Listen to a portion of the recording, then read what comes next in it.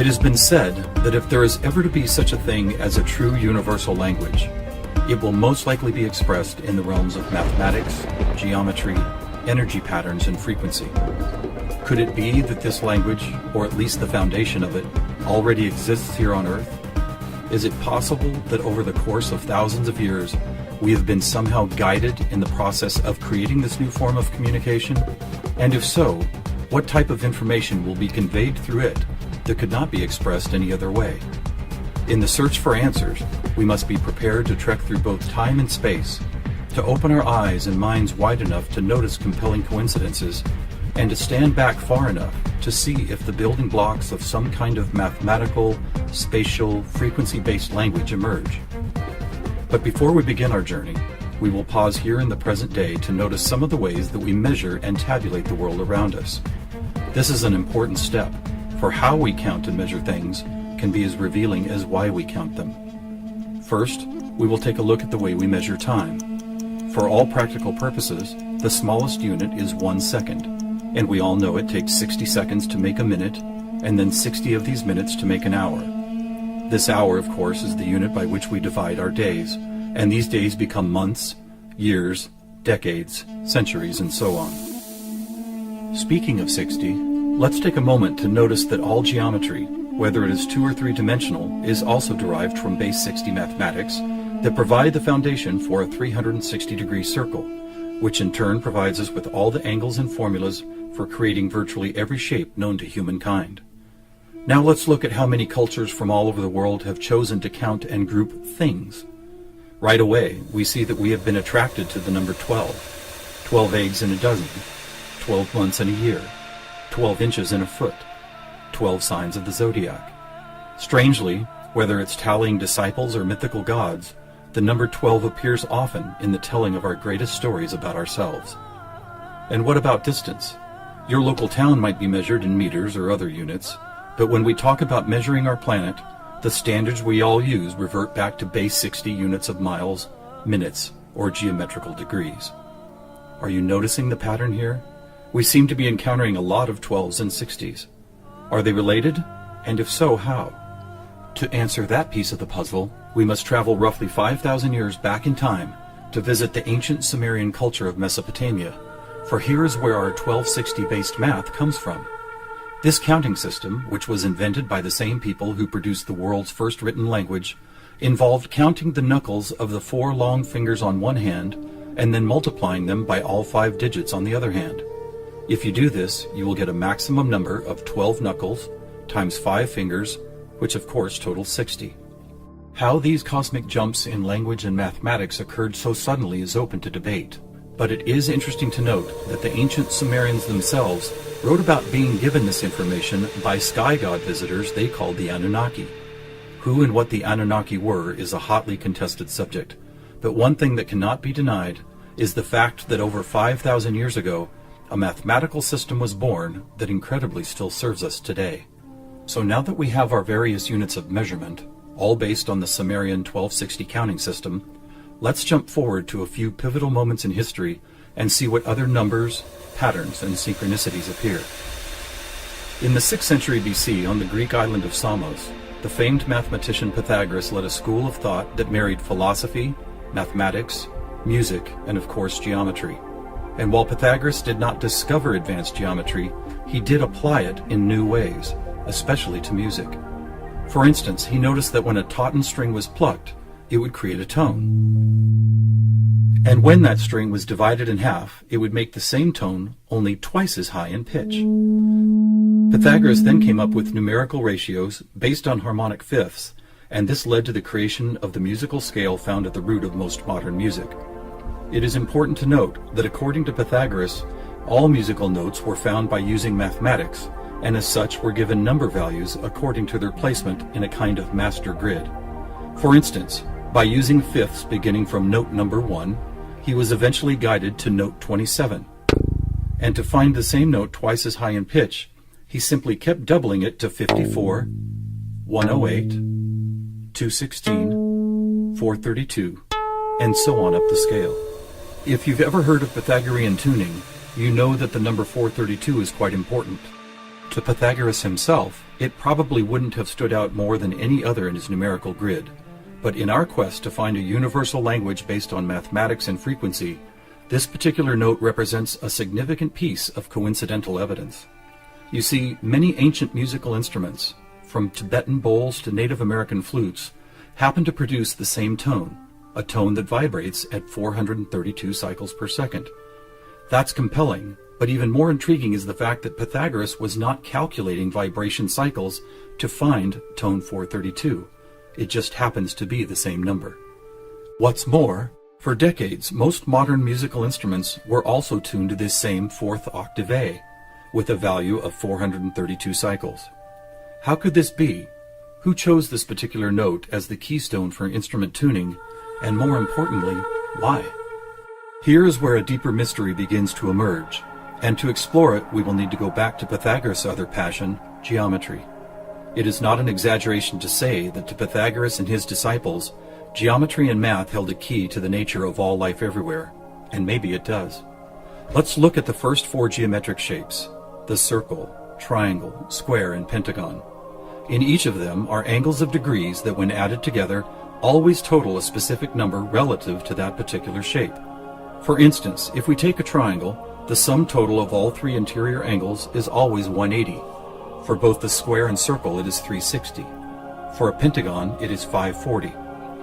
Now at this moment, let's step back and look at these numbers in a different way, as there seems to be something about them that reaches beyond a simple sum of angles. Did you notice that they happen to be in the same numerical neighborhood as tone 432? What's more, they all add up to 9, just like 432. As an experiment, let's take a look at the numbers found in basic geometric shapes, then apply those numbers as vibration cycles to hear the tones they produce. First, let's listen to what the 180 total degrees contained in a triangle sound like.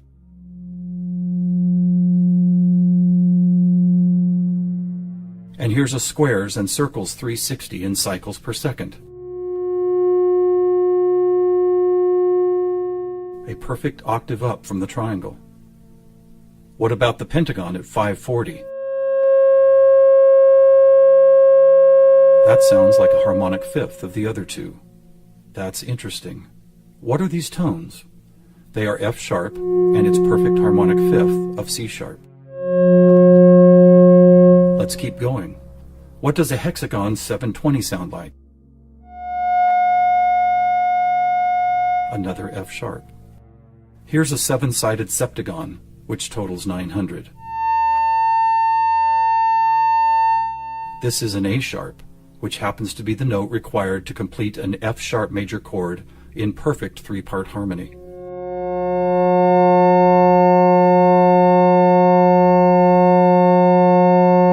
And finally the octagon, where we get 1080, another C sharp.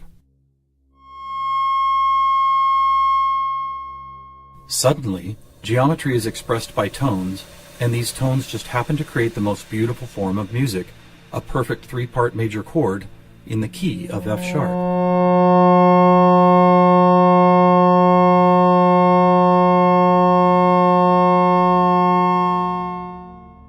Is this something we've been missing for years?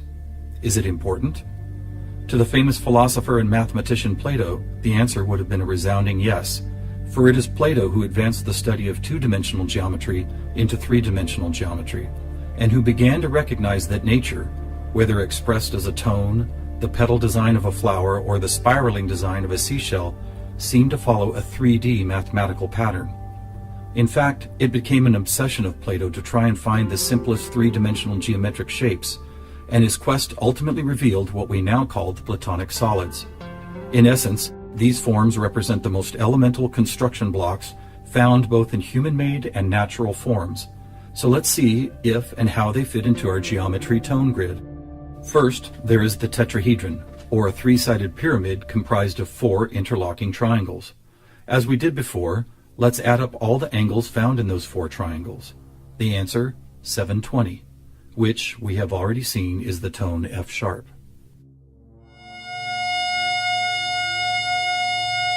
Next we have the cube, whose six 360-degree squares totals 2160. What does it sound like?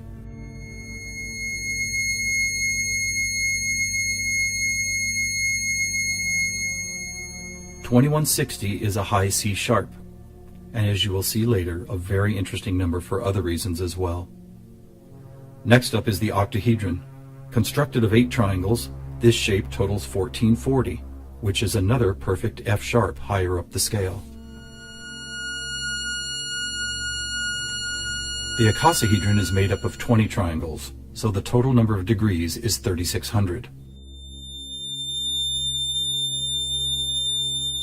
As a tone, 3600 vibration cycles create the A sharp needed to complete yet another F sharp major chord that sounds like this.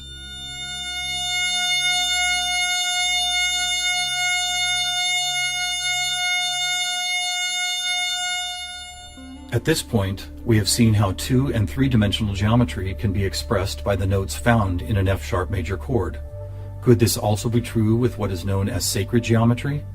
To find out, we will first need to build a design called the germ of life, which, when repeated, goes on to reveal the seed of life, then flower of life pattern found at sacred sites all over the world. First, we start with a circle at 360 degrees, which is the familiar F sharp. We then add our second circle, bringing the total to 720, another F sharp. 3 circles totals 1080, which provides the harmonic fifth of C sharp. 4 circles is 1440, another F sharp. 5 circles totals 1800, or the A sharp needed to once again provide the harmonic third of an F sharp major chord. And finally the 6th circle, which brings the total to 2160, another C sharp. Amazing! It's as if we can now both see and hear the flower of life pattern that has intrigued humankind for thousands of years.